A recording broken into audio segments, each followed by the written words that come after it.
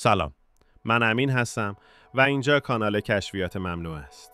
جایی که با هم به اعماق تاریک ترین رازهای جامعه سرک میکشیم، به داستانهایی که کمتر گفته شدند و بعضیها حتی دوست ندارند شنیده شوند. امروز میخواهیم درباره یکی از ترسناکترین موضوعات ممکن صحبت کنیم. مناطقی در ایران که با لقب قاتل پرور شناخته میشوند. مناطقی که به نظر میرسد قتل، جرم و خشونت در اونها بیشتر از حد عادی است و تاریکی جنایتبار در پس برخی روایت‌های محلی وجود دارد.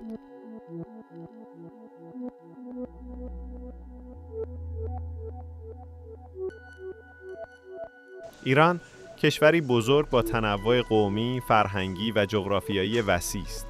اما در برخی استانها آمار قتل‌های خشن، قتل ناموسی و جرایم جنایی بلندتر از بقیه جاها به گوش می‌رسد.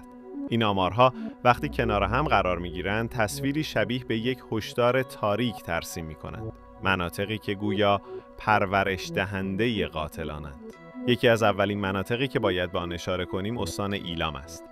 در آمارهای رسمی مرکز داده‌های باز ایران، نرخ قتل در ایلام در سال 1396 حدود 6.7 در هر 100,000 نفر بوده است.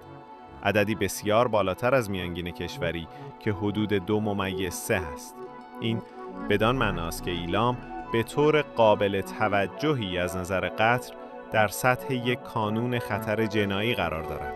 اگر بخوایم بزرگ نمایی کنیم، می توانیم بگوییم این استان مثل منطقه‌ای است که در دل آن سایه مرگ و خشونت بیشتر از جاهای دیگر حس می شود. بعد برویم سراغ مناطق کردی. استان‌هایی مثل کردستان، کرمانشاه و ایلام، ایلام دوباره، که در گزارش‌های حقوق بشری و رسانه‌ای به عنوان مناطقی با افزایش قتل زنان شناخته شده‌اند، بر اساس گزارش‌های سازمان هنگاو آمار قتل زنان در این مناطق در یک بازه سالانه افزایش 30% داشته است. بسیاری از این قتل‌ها اختلافات خانوادگی بودند و بخش قابل توجهی نیز ناموسی.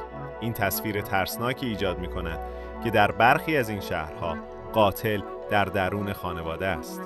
قاتلی که می‌تواند بسیار نزدیک باشد و این باعث می‌شود این استان‌ها به نوعی قاتل پرور به نظر برسند. یک منطقه دیگر که نمی شود ازش چشم پوشید استان تهران است. مرکز پایتخت و پرجمعیت ترین استان کشور. در گزارش هایی که مربوط به قتل‌های ناموسی است، تهران با عدد قابل توجهی در صدر بیشترین قتل ناموسی ها در یکی از گزارش ها قرار دارد. برای مثال، در گزارش رادیو زمانه از میان قتل‌های ناموسی رسانه‌ای شده در یک بازه، بیشترین موارد به استان تهران تعلق دارد.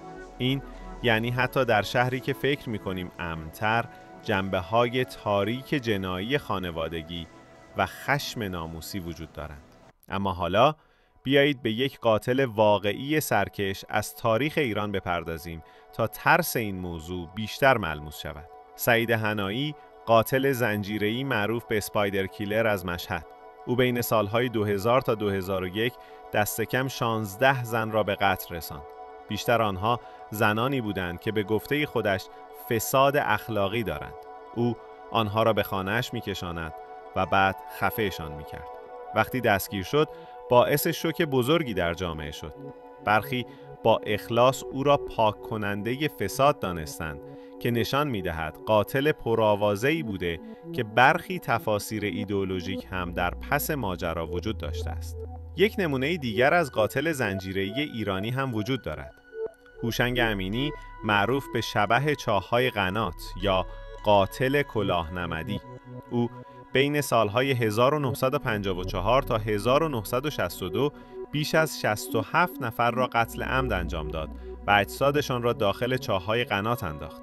این قاتل یکی از مخوف‌ترین چهره‌های تاریخ جنایی ایران محسوب می‌شود و جرم او آنقدر فجیع بوده که تا سالها در خاطره جمعی به عنوان یک سمبل ترس باقی ماند.